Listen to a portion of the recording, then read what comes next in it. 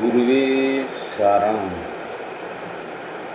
அதாவது இன்னைக்கு என்ன அதை பற்றி பார்க்குறோன்னு பார்த்தீங்கன்னா, தர்மம் அப்படி என்றால் ஒரு செயல்பாட்டுக்கு எப்படி நிகழ்த்துவது அப்படின்னு சொன்னீங்கன்னா, தர்மம் அப்படிங்கிறது ஒரு ஒரு கோட்பாடாகவே தான் இருக்குது. சரிங்களா? அப்போது அந்த கோட்பாட்டிலிருந்து ஒவ்வொரு சனம் அப்படிங்கிறது பார்த்தீங்கன்னா, அந்த உள்தன்மை அப்படின்னு சொல்லுவோம். சரிங்களா? அப்போ அந்த உள்தன்மையில் ஒருத்தர் பார்த்தீங்கன்னா, ஒரு இறைத்தன்மைன்னு பார்த்தீங்கன்னா, நீங்கள் அவங்களுக்கு அந்த கர்ம அப்படிங்கிறதுலேருந்து வெளித்தன்மைக்கு வந்துடுது. வந்தோடனே பார்த்தீங்கன்னா, ஒருத்தர் பார்த்தீங்கன்னா எல்லாம் சொல்லுவாங்க, என்னப்பா அவன் மட்டும் எல்லாம் கெட்டதெல்லாம் பண்ணிகிட்டே இருக்கிறான், ஆனால் அவன் வாழ்க்கையில் நிறைய பொருள் ஈட்டிகிட்டே இருக்கிறான், பெரிய அதை வாங்குறான், வீட்டை வாங்குறான், காட்டை வாங்குறான், அந்த மாதிரி எல்லாத்தையுமே வெளிப்படையாக பேசுவாங்க. சரிங்களா? அப்போ இதுக்கு என்ன காரணம் கேட்டால், இறைவன் அதாவது அழுக்கு அப்படின்னு சொல்லுவாங்க. அழுக்குள்ள இடத்த மீண்டும் அதை சேமிக்கிறது மாதிரி தான். அந்த அழுக்கை அவனுக்கு இனிப்பாக தருவார், அவன் நல்லா இருக்கிற மாதிரி.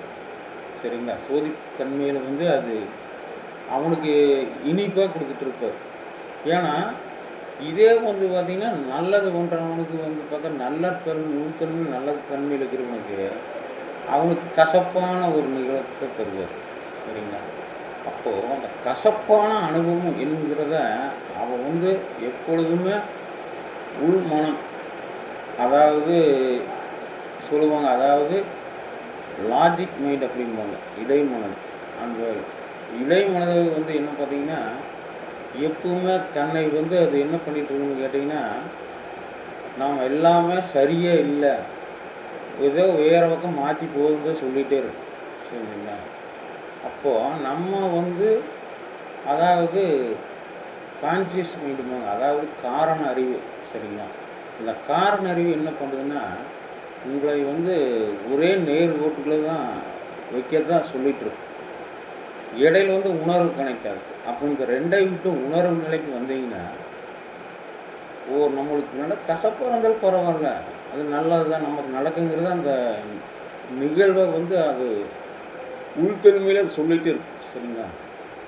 அப்போது இதுக்கு மேலே பார்த்தீங்கன்னா, கண்ணுக்கு தெரியாத தன்மை, சூட்சமத்தன்மைன்னு ஒன்று இருக்குது. அதில் பார்த்தீங்கன்னா சூட்சமத்தன்மை ஏற்படுகின்ற சக்திகள் இவங்களுடைய அந்த கசப்புத்தன்மையை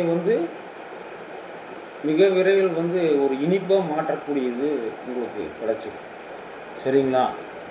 அப்போது ஒவ்வொரு சனமும் நீங்கள் பார்த்தீங்கன்னா, நீங்கள் நினச்சிருப்பீங்க, சரி அவன் ஆப்போசிட்டில் இருக்கிறவனுக்கு எல்லாமே கெட்டது செஞ்சாலும் அப்போ நன்மையில் இருக்கிற மாதிரி தெரியும்.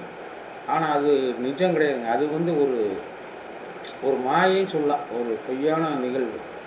ஆனால் நீங்கள் அந்த கசப்புத்தன்மை எந்த அளவுக்கு கொடுக்குறாரா, பின்தன்மையில் பார்த்தீங்கன்னா, அவன் ஒரு மேல்தன்மையில் உயர்ந்து நிற்கக்கூடிய தன்மைக்கு தான் அவன் வருவான்.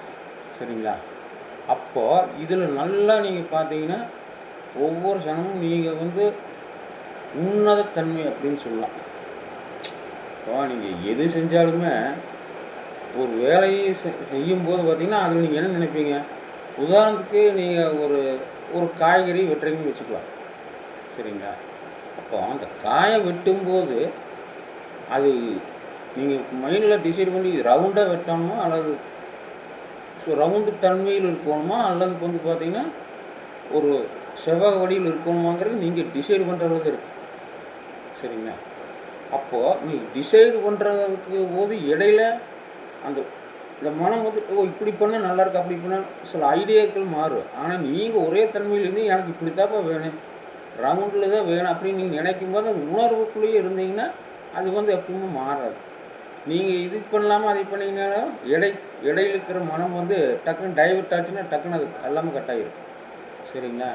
இது உங்களுக்கு பார்த்தா என்னடா புரியாத மாதிரி இருக்கு, ஆனால் கொஞ்சம் நல்லா யோசனை பண்ணி பாருங்கள், அது உங்களுக்கு உள்தன்மையில் அது சரியாக தான் இருக்கும். சரிங்களா?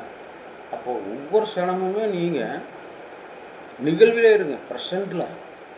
சரிங்களா? அந்த இன்றைக்கி நடக்கிறது என்ன கரெக்டாக இருக்குது அப்படிங்கிற எண்ணத்துலேயே இருந்தீங்கன்னா அது மிகப்பெரிய சக்ஸஸ். சரிங்களா? இது உங்களுக்கு புரிஞ்சிருக்குன்னு நினைக்கிறேன். மீண்டும் அடுத்த கனவு சந்திப்போம்.